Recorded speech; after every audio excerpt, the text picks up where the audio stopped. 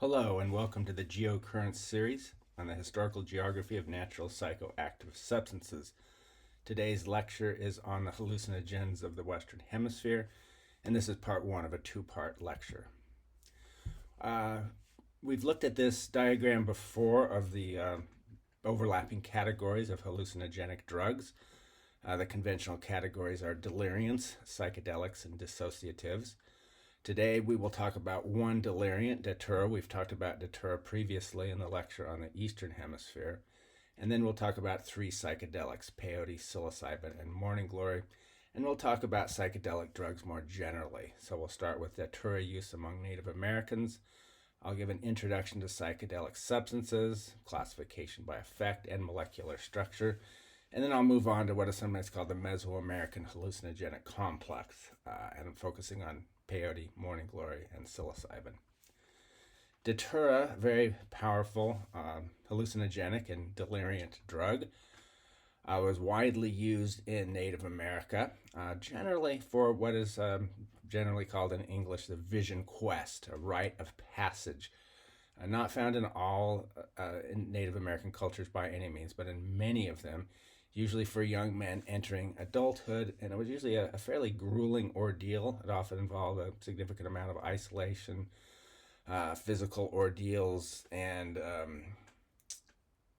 drug use as well, which could easily be an ordeal, an ordeal by extremely potent psychoactive substances. Anna Grayton, I believe she was the first woman, or one of the first women, to get a PhD in anthropology from the University of California at Berkeley in 1928. UC Berkeley at the time had an anthropology department under Alfred Kroeber that was really focused on practices of indigenous peoples of the United States, particularly of California. And Anna Gayton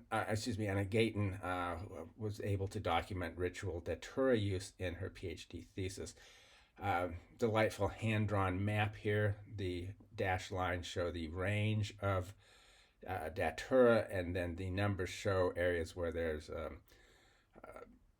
authenticated use of datura in these vision quests or in other ritual contexts. Note the concentration in the southwestern United States, particularly California. Using her work and the work of a few other people, I've made a very simple map here. I took a base map of indigenous groups and I've highlighted a few of them.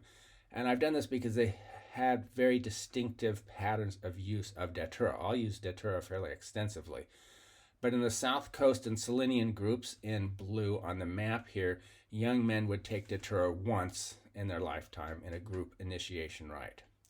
Among the Yokuts, who are a relatively large group inhabiting the San Joaquin Valley, there was an optional datura ritual every spring for men and for women as well. Shoshonean groups in the Eastern California used datura for puberty rituals for boys and accompanied that with some pretty serious physical ordeals. And then among the southwestern desert groups, individuals evidently could take datura at any time for their own reason. The most interesting group here, though, was I did not highlight them on the previous map, but I do on this map, the Chumash of the Santa Barbara area. It had a particularly elaborate datura cult, which has been now well documented. There was an unpublished manuscript from the early 20th century, which has now been examined by scholars and brought to greater public attention. So the Chumash datura cult, or culture, if you will, had a few prominent features. One, it was surrounded by a number of very strict taboos. Before somebody was going to undergo a datura ceremony, they would have to go without meat, oil, salt, or sweets, as well as sex for weeks. In other words, they had to take it very seriously and prepare for it. It could be conducted for men or for women. It was done individually, and it could be done at any time after puberty. It was used to acquire spiritual power. I would imagine most people took it just once, some probably not at all. But if one wanted to become a spiritual or religious leader among the Chumash, they had to do it many times. It was done with a an elder religious practitioner, a specialist who prepared the substance and then sat with the user the entire period. And then after the experience came to an end, the users would be intensely briefed and counseled by a number of ritual specialists after the experience.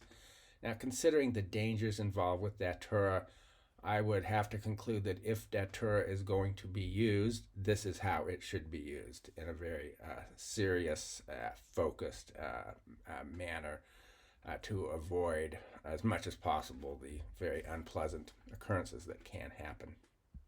It has also been reported, centuries ago, that there was an extreme datura cult in eastern United States among the Powhatan people of Virginia. I put a question mark here because I'm pretty skeptical. First of all, there wasn't much datura used in the eastern part of the United States, and it may have been used among the Powhatan, but the report held that it was that a ceremony would be done every 14 or 16 years involving the choicest and briskest young men, or whatever the latter word means, who would then be kept in cages or enclosures for months and would become stark raving mad. They were supposed to lose their memory of all their former life, and if they showed signs of remembering, it would be repeated. Like I said, I'm pretty doubtful. It just seems so extreme, and there's nothing else like it reported. And early Anglo observers often made up things about indigenous people to sully their reputation. So take it with a grain of salt. Yeah, maybe it's true. Psychedelic drugs, as strictly defined as a subcategory of hallucinogens, are sometimes called serotonergic hallucinogens because their chemicals that are active are very similar to the essential neurotransmitter serotonin. Serotonin is linked to mood, cognition, reward, learning, memory. It's extraordinarily important, in other words. So something like psilocin, which is the main active ingredient in what we usually call psilocybin mushrooms. You can see both serotonin and psilocin. They have what's known as an indole structure composed of a benzene ring and a pyrrole ring, and pretty similar, and they fit in pretty much into the same receptors in the brain. Psychedelics, in turn, are divided into three different groups, so subgroups of a subgroup, if you will. Subgroup anyway of chemical compounds: tryptamines, lysergamides, and phenethylamides. I'm not going to go too much into the chemistry here. I do note that LSD is sometimes classified in the first and sometimes in the second. They're all somewhat similar structures and they have somewhat similar effects, but they're definitely different chemical groups. Tryptamines are one of the most important. Note that tryptamine chemicals include essential neurotransmitters like serotonin, melatonin as well. I mean, something people take very casually for problems in getting to sleep, and as perhaps used too much. It certainly is related to some very, very powerful chemicals, and I don't think it should be taken lightly. There are some non-psychoactive drugs in the tryptamine family related to nerve signaling. And then we have the psychedelics. DMT, I'll talk about that. There are actually many DMT substances, 5-MeO-DMT or toad venom, quite distinctive. Psilocybin, which is found in the psilocybe mushroom, and then is transformed into psilocin, which is this is the real active component.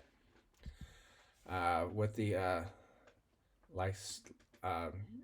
lysergamides, I'm not sure about the pronunciation of that term. I should have looked it up. Anyway, that includes LSA, ergine, it's sometimes called, found in ergot, which we talked about in the lecture on psychoactive substances of the Eastern Hemisphere. And then LSD, or lysergic acid diethylamide, is not a natural substance, only created in the lab. Those are the best known. But there are many substances in this group that are medically important. One that's used, for example, for tumors of the pituitary gland and Parkinson's disease. It's an ergot derivative. It's on the World Health Organization's list of essential medicines. So it's in that same group. The Amines are a very interesting group of drugs. It's very diverse. Most of them are not psychedelic, although most of them, I believe, are psychoactive. Mescaline, I'll talk about that as a classic psychedelic, but ecstasy or MDMA is in the same group. It's not a psychedelic. It's something called an empathogen. That's something that enhances people's emotional connection with others. There really aren't any natural products in this category.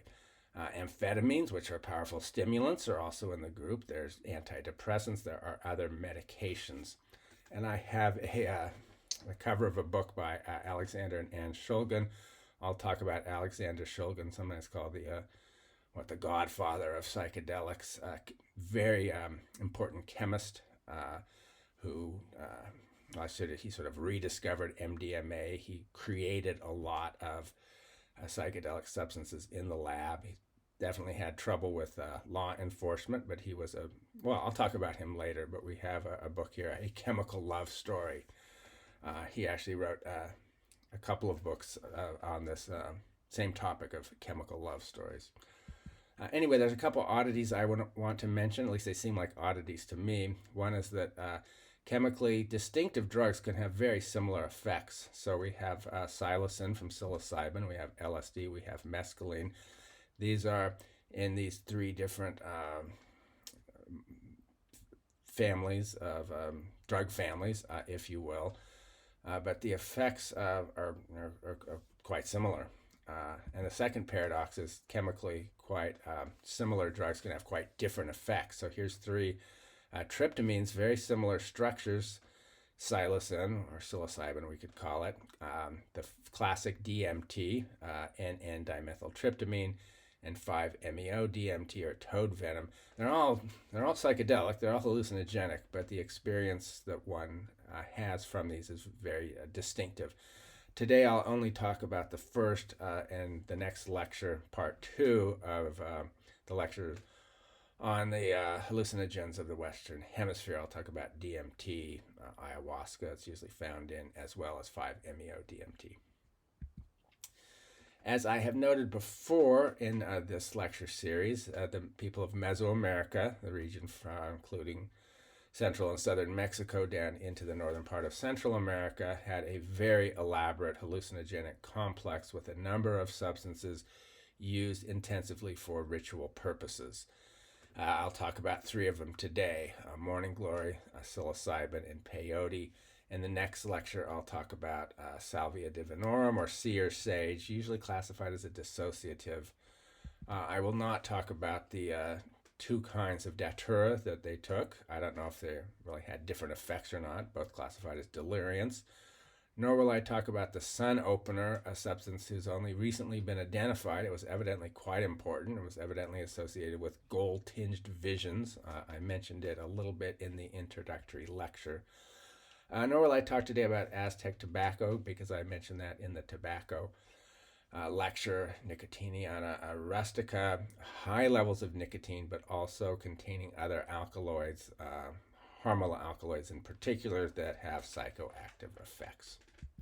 But anyway, let's delve into peyote, which is a small Mexican cactus from northern Mexico, a little bit in southern Texas. Has a lot of mescaline, which is a powerful hallucinogenic and psychedelic substance. This was the first psychedelic known to Western science. It's now often overlooked. In fact, the peyote is a threatened plant. This is a very small, slow-growing cactus. It's been over-harvested by people wanting to experience its effects through unsustainable methods, and the thorn scrub habitat in which it lives has been, much of it's been cleared for pasture and agriculture, so it is threatened. People who want to take the drug mescaline found in peyote in a natural way rather than synthesize can turn to other cactuses. In the Andes Mountains, there are a number of cactuses collectively called San Pedro cactus. They were used historically as a psychedelic drug. Andes region had a lot of psychedelic drugs, not quite as many as Mesoamerica, but certainly quite a few. And they're easy to grow, unlike peyote, and some people are trying to cultivate them to help protect peyote. They have a whole range, though, of alkaloids, not just mescaline. So the effect may be different through what is sometimes known as the entourage effect, where you have a number of different psychoactive chemicals. Back to peyote, it's been in use for thousands of years, and we know that from radiocarbon dating of peyote buttons that were found with human artifacts and remains in the Rio Grande Valley of Texas, some 3,700 to 3,600 BCE. So this is nothing new, and we know that pretty certainly. Peyote was widely used in Mesoamerica. The Spaniards did everything they could to wipe it out, and in many areas were successful. In northern Mexico, though, in some out-of-the-way places, the peyote cult or ritual use of peyote persisted. It's particularly among the Huichol Indians of the Sierra Madre Mountains in western Mexico. Scholars who've looked at it say that it reflects pre-Columbian practices pretty accurately. The head of a government study has noted this. It's quoted as saying, "If peyote disappears, then their whole culture disappears." In other words, Huichol culture is, in ritual life, religion is really wrapped up in peyote consumption. Their art certainly reflects this, and their art has become quite collectible. Very classical, psychedelic art, if you will. From the Huichol or other groups in northern Mexico, peyote use spread into what is now the southwest United States, particularly among several Apache groups.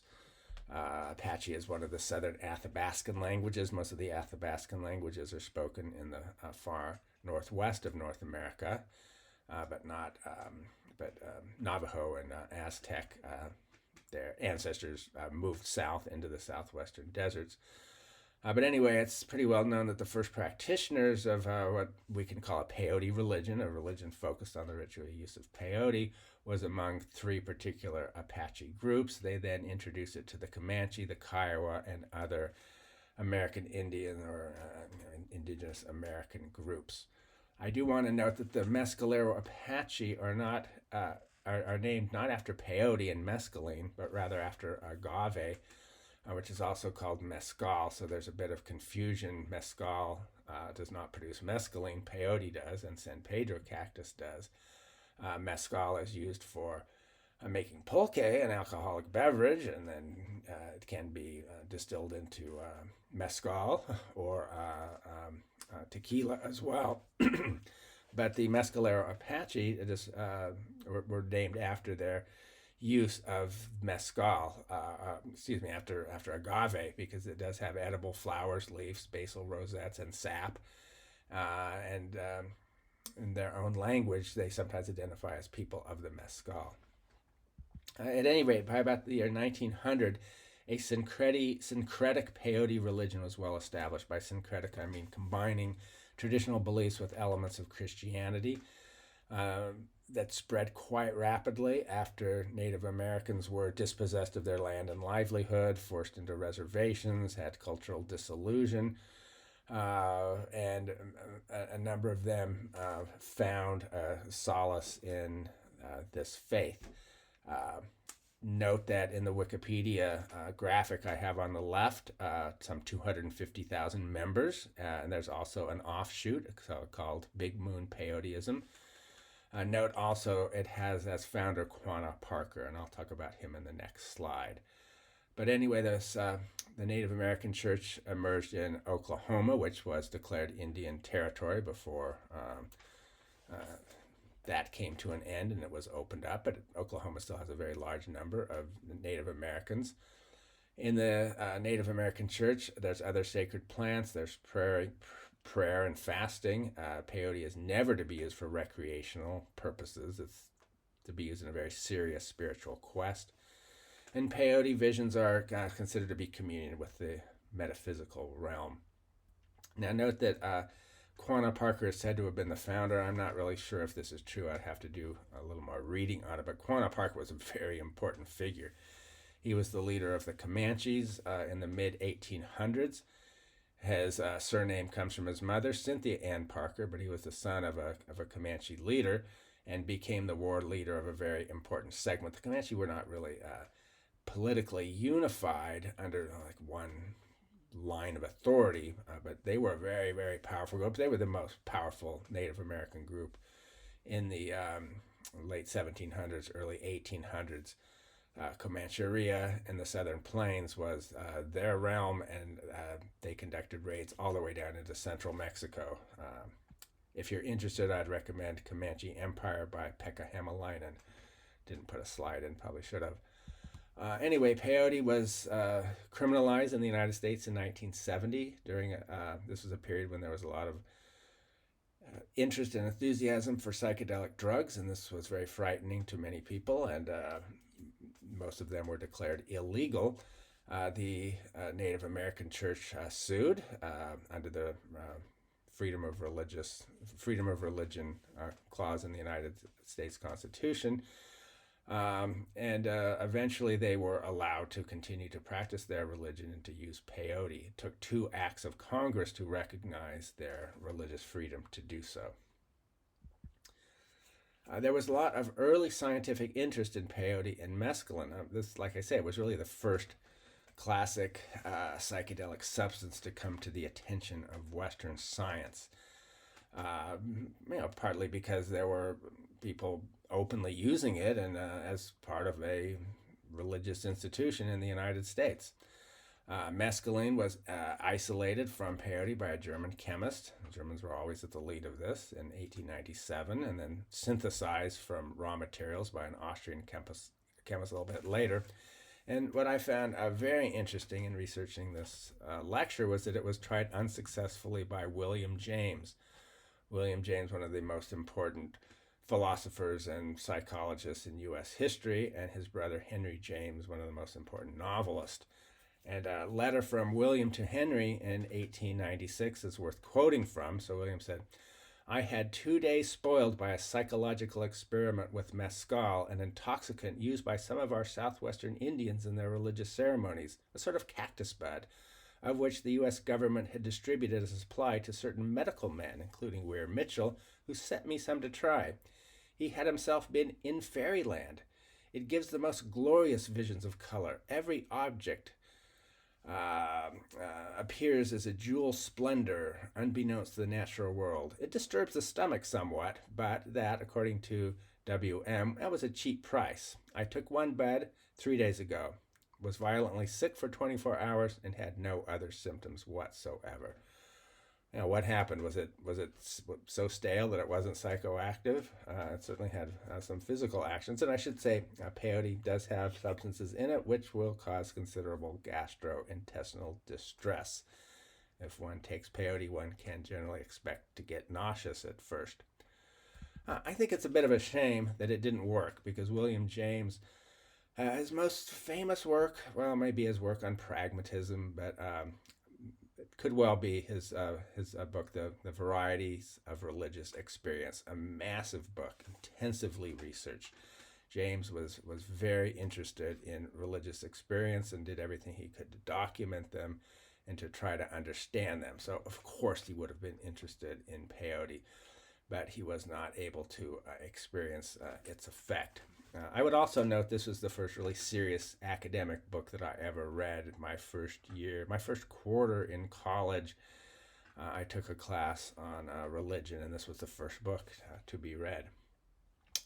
It was fascinating and a challenging read. Peyote was used successfully by others at the same time, including Havelock Ellis. An interesting article, "Brilliant Visions Peyote Among the Aesthetes," and to just quote it, used by the indigenous peoples of the Americas for millennia, it was only in the last decade of the 19th century that the powerful effects of mescaline began to be systematically explored by curious non-indigenous Americans and European. Mike J. looks at one such pioneer, Havelock Ellis, who, among his small circle of artists and writers, documented in wonderful detail his psychedelic experiences. Well, Havelock Ellis is most noted as the world's first sexologist, wrote massive medical books on what was then called sexual deviance. First medical textbook in English on homosexuality, developed notions of narcissism and autoeroticism. Physician, eugenicist, as were most progressives at the time, writer, progressive, intellectual, and social reformer. And his work, echoing Charles Baudelaire, was Mescal a new artificial paradise. So Baudelaire had written about opium and hashish as artificial paradises, and Ellis is kind of repeating that. The effect of mescaline was really scientifically described in the first time a little bit later, 1928, by a German-American physiologist and psychologist, Heinrich Klüver, who wrote Mescal, the Divine Plant and its Psychological Effects. And his first sentence of this is worth repeating. The importance of mescal, or mescaline we would say, for psychological research cannot be questioned. So all of these things were inciting interest a number of people. And in 1938, an anthropologist, Weston LaBarre, actually goes to the Huichol people and studies their ritual use of peyote and wrote a book called The Peyote Cult. And LaBarre stressed the use of peyote for visions, for prophecy, for healing and inner strength. And he rejected a fairly prominent or prevalent view at the time that peyote mimics psychosis. This was an old idea that had been applied to cannabis earlier, but many medical practitioners thought that you could study psychosis by putting people on one of these psychedelic drugs and it would mimic it. But LaBarre said, no, it's very different. Then in 1953, mescaline jumps another notch in the public understanding when a very famous author from a very famous family, Aldous Huxley, takes it and writes about it. So Huxley is probably best known for his dystopian work of fiction, Brave New World, which has its center, or one of its centers, I suppose, a sort of a kindly authoritarian society of the future that drugs its people into complacency, and a drug called soma is used. Now, if you remember from previous lectures, soma is this lost, powerful psychoactive substance from ancient India, or Central Asia anyway, found in the Rig Veda. Huxley was a very educated person. His grandfather, Thomas Henry Huxley, was a biologist known as Darwin's bulldog. His father, his brother. I mean, this is a very important line of intellectuals. And so, of course, when Huxley took this, it got a lot of attention. And he wrote a book called The Doors of Perception to introduce mescaline to the wider world. He recalls the insights he experienced, which he said ranged from purely aesthetic to sacramental visions. He said the experience is neither agreeable nor disagreeable, but simply is. Claimed that meaning and existence, pattern and color become more significant than spatial relationships and time, and that duration was replaced by a perpetual present. So this book got a lot of attention, but two mixed reviews. In general, scholars and religious leaders were not impressed. Basically, they thought that it was an artificial paradise, a false form of mysticism, a sort of a cheap shortcut that doesn't give the true meaning of a genuine religious experience. And I have Martin Buber, who was a very prominent Jewish theologian, very well known at the time, did not like the book at all. The beat poets were a different matter. I put Allen Ginsberg again. I've talked about him previously with cannabis, but he was an enthusiast, so he's there on the right. And the next decade, a lot with the hippie movement, the counterculture, we found a number of rock musicians who became sort of converts. Probably the best known would be the Doors. They were originally going to call themselves the Doors of Perception. They shortened that to the Doors. Cut short when William Morrison died of a drug overdose at a quite early age. But the term Doors of Perception, Huxley didn't coin it. It comes from a quote from the English poet from the early 1800s, William Blake. He said, if the doors of perception were ever cleansed, everything would appear to man as it is infinite. So anyway, there was a whole psychedelic rock movement. I asked ChatGPT what the 5 top psychedelic rock albums of the 60s were, and they put Sgt. Pepper's Lonely Hearts Club Band from the Beatles, Jimi Hendrix Experience, Pink Floyd's first album, The Doors' first album, and Jefferson Airplane's Surrealistic Pillow. I would generally agree, but I would actually put in number 2 after Sgt. Pepper, the Moody Blues' second album, In Search of the Lost Chord, partly because it has just overtly psychedelic songs like Legends of a Mind, excuse me. Main refrain is Timothy Leary's dead. Timothy Leary being a Harvard psychologist and a big proponent of LSD. Or another song, The Best Way to Travel, the refrain is thinking is the best way to travel. I mean, these are just overtly psychedelic songs. Moody Blues were not much liked by critics, and that's why they are left off the list, but they were a very important rock group with a large following that persists to this day. At any rate, back on the main topic, mescaline was basically bypassed for other psychedelics. Peyote's it's hard to come by, and it's environmentally damaging to gather it. It's a rare endangered species. So peyote was for good reasons in the psychedelic revolution of the late 60s. It was mostly LSD, and then later also psilocybin to some degree, but LSD was the main drug. But anyway, researchers are now reconsidering it. Here's an article from just a couple years back from Nature, finding medical value in mescaline, comparing it to psilocybin and LSD, and thinking that it may, very serious work being done with magnetic resonance imaging, but thinking that it may have some psychological and medical value. And there's a lot of work on this, and I'm not going to go into the pros and cons. I will just note one line from an article from just 2023, Altered States of Consciousness During San Pedro Use, and San Pedro contains mescaline. So San Pedro experience is characterized by low levels of disembodiment. So in other words, it's not a dissociative, and low levels of anxiety, impaired control and cognition, transcendence of space, and relatively higher levels of physical distress and grief in case of challenging experiences. In other words, bad trips.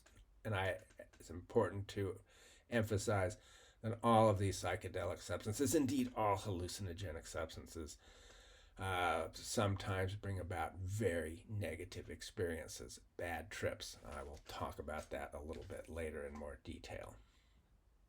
Shifting from peyote, I'll move on to morning glory, the overlooked and actually long forgotten psychedelic, very important in ancient Mesoamerica. Spanish authorities did everything they could to wipe it out and were largely, but not entirely, successful. This is a particular kind of morning glory. These are often grown as garden flowers, heavenly blue. Ipomea is the genus. There are a number of species. Some are psychoactive, some are not. But it's a potent entheogen meaning a term of finding God. Take that. I put it in quotes because it's a controversial term. Seeds of 2 species of Mexican morning glory were used by Mesoamerican priests or shamans, if you will. Supposedly, they were sometimes used to poison and give victims a horror trip. I encountered this in reading about it. I would like to do more research on it, but ran out of time. But like I say, any hallucinogen can result in a bad trip. And if the circumstances are, the environment, the set and setting are manipulated in a certain way, then the chances of having a bad trip are greatly enhanced. Anyway, I found that intriguing. There are debates about what its main active component is. There hasn't been a lot of research done. I was surprised to see the Wikipedia said if you have synthetic ergine, which is supposedly the main psychoactive substance, it's only mildly psychedelic. But then there's other ergoline or other alkaloids in the same family. Maybe they're doing it, so we really don't know. Interestingly, it's a powerful psychedelic, but not much of a hallucinogen. So the Psychonaut Wiki, I was intrigued to find that, says it has sedating and dreamlike effects. I put a question mark, and I'll tell you why in a second. Not directly comparable to classic psychedelics. It has few visual effects, but profound mental effects. and body nausea and bodily discomfort, especially initially. I have had experience with morning glory myself. When I was a teenager and young man, I was very interested in psychedelic substances. I took a number of them. I generally had good experiences. I never had a bad trip. I gave all that up when I started graduate school in 1981. I haven't had any since. Well, not exactly. When microdosing became prominent a decade or so ago in Silicon Valley, I thought, well, I would try that. I had 2 microdosing experiences and I felt absolutely nothing. I suspect that microdoses of LSD or psilocybin are more placebos than anything else. I could be wrong. It's different for different people, but I certainly didn't feel anything. But anyway, I took morning glory seeds, I think 3 times. I didn't have just minor visual hallucinations, not much, but very powerful mental effects, and I did not feel any sedating or dreamlike effects whatsoever. Now, that was a long time ago, and I'm just trying to remember. Anyway, morning glory was very important in Aztec rituals and iconography, and I just have a statue, photo of a statue, and then a diagram. And you can see mushroom caps there. That's psilocybin almost certainly. And then another of psilocybin, some from this sun opener plant, some flower of Aztec tobacco, but a tendril and a flower of morning glory. And it was used for divination, communication with spirits. Today, it's morning glory is not illegal. It's you can obtain the seeds. Sometimes seeds have been doused with chemicals to prevent people from doing this or to prevent insects from eating it, perhaps. But you got to make sure if you want to do this that you get the right kind. You can just collect them from morning glory plants as well. Note the recommended dose is 500 seeds per person.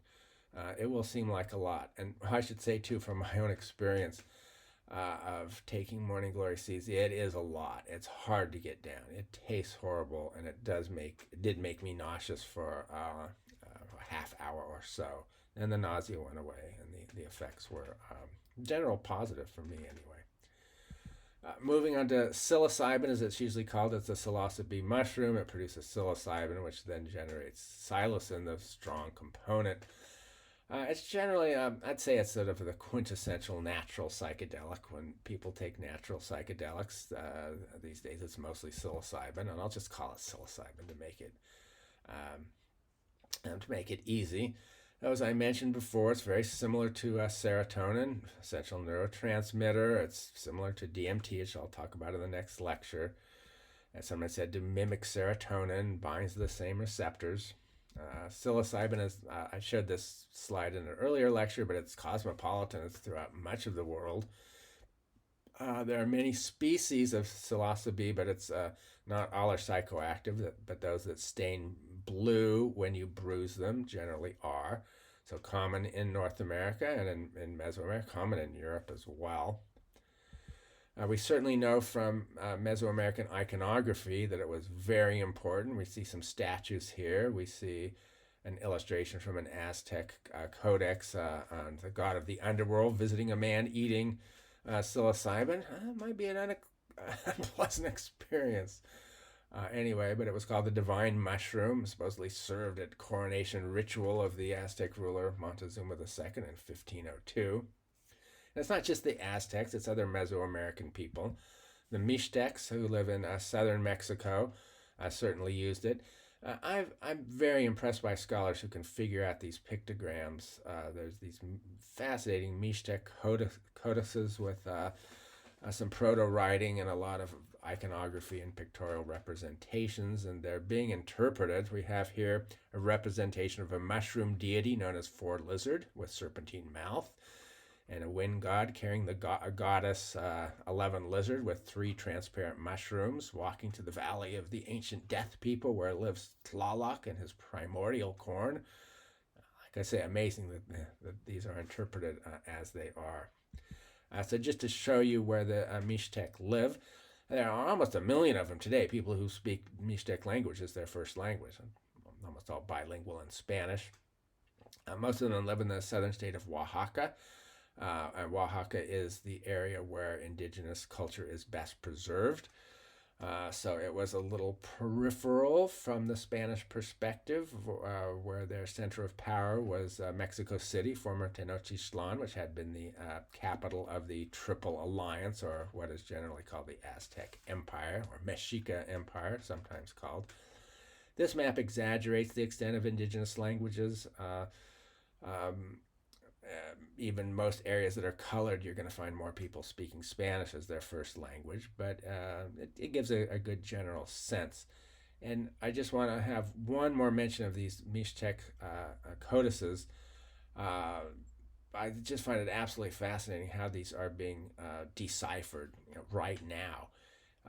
So yeah, here's an illustration from a Wikipedia with the Mixtec king and warlord 8-deer jaguar claw. I mean, this is directly transliterating the glyphs that represent him, meeting with 4 jaguar, and this entire epic, and it's now mostly decoded. And as the Wikipedia notes, the narrative, as it is currently understood, is the tragic story of a man who achieves greatness but falls victim to his own power for hunger.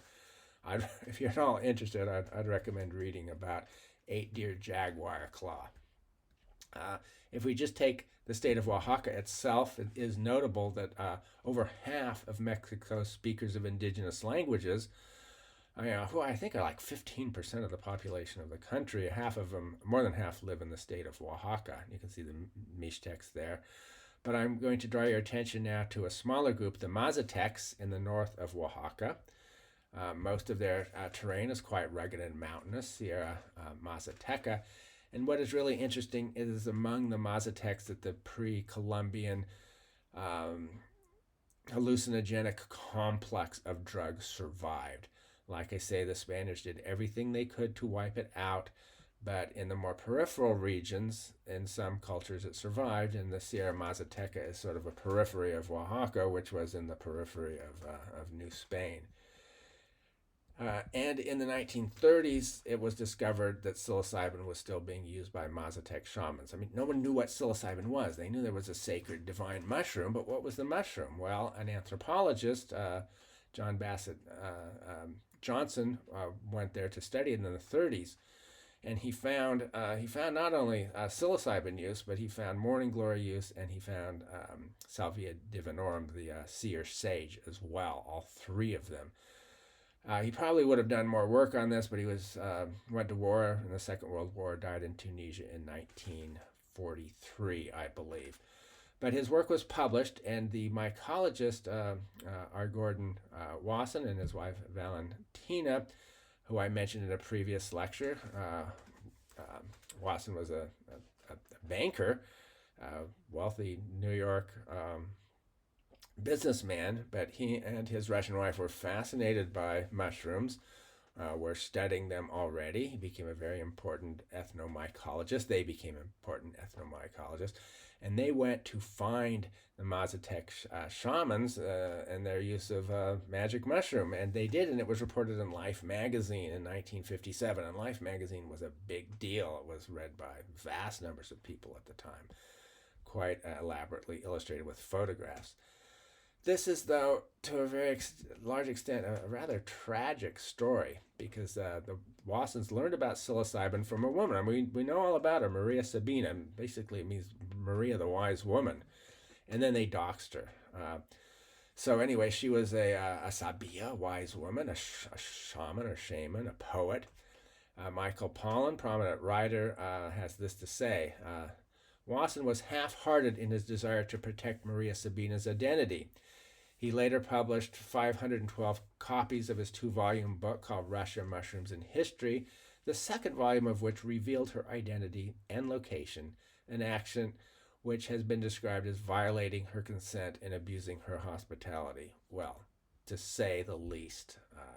So anyway, seekers started to flood to the Sierra Mazateca. John Lennon, Bob Dylan, and Keith Richards are all reputed to have visited her. We don't know. Anyway, she was not impressed with these people. As she said, before Wasson, nobody took the children, meaning psilocybin, simply to find God. They were always taken to cure the sick. And then the Wikipedia article notes that the unwanted attention completely altered the social dynamics of the Mazatec community. The community blamed Sabina. Consequently, she was ostracized, her house was burned, her son was murdered, and she was briefly jailed. So this is not a happy story. Anyway, back to the Mazatec themselves. They live in this rugged and remote area and maintained major elements of the Mesoamerican hallucinogenic complex, and their ritual drug use was first described by John Bassett Johnson in the 1930s. Anyway, after Wasson revealed psilocybin, Timothy Leary, who was very interested in psychedelics, psychologist at Harvard University, developed what was known as the Harvard Psilocybin Project from 1960 to 1962. It was led by Timothy Leary and Richard Alpert, also very well known. Aldous Huxley was on the board of directors. And Leary and Alpert took studies of prisoners and recidivism, giving prisoners psilocybin, seeing if they could reform them. They also did it with divinity students, seeing if that would help them find God.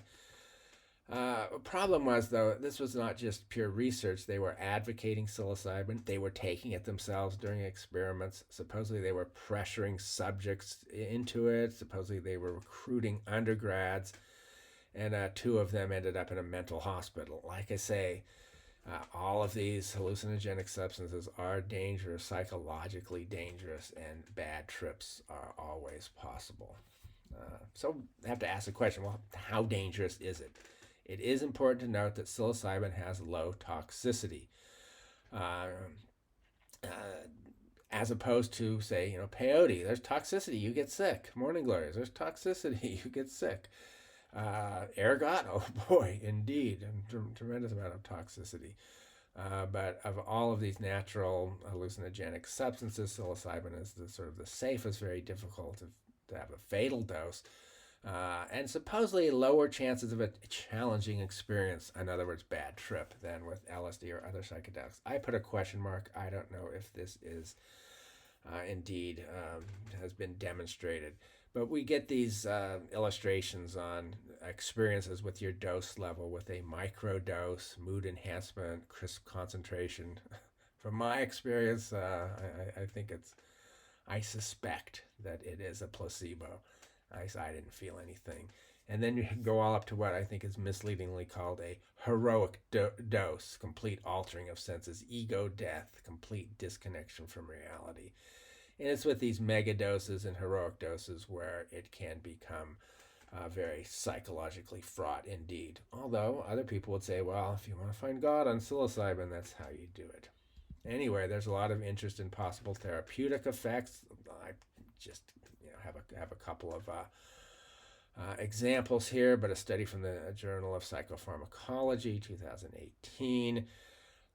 Both high-dose groups showed large, significant positive changes on longitudinal measures of interpersonal closeness, gratitude, life meaning, purpose, forgiveness, death transcendence, daily spiritual experience, religious faith, coping, and community observer rating. So some studies show that it can be beneficial for people, and this is for people who are healthy as well as for people who have mental problems. Some have even suggested that psilocybin can be a psychoplastogen, which means that it can help regenerate the dendritic branching of neurons, increase synapse numbers, and then could be relevant for the treatment of mood, anxiety, and substance use disorders.